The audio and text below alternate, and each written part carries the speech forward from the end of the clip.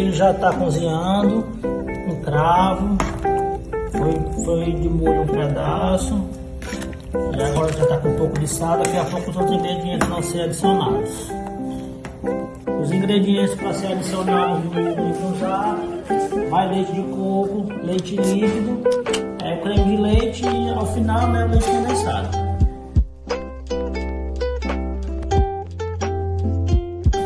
Sempre mexendo para o leite não cortar.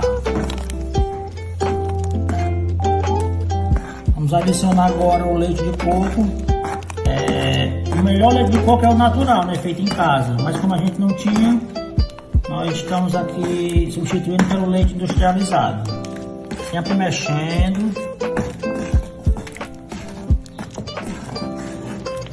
Vou adicionando agora o leite condensado à receita, sempre mexendo. O leite condensado também a gente pode deixar também para adicionar quando for servir. Mas aqui a gente já cozinha uma porção com leite condensado.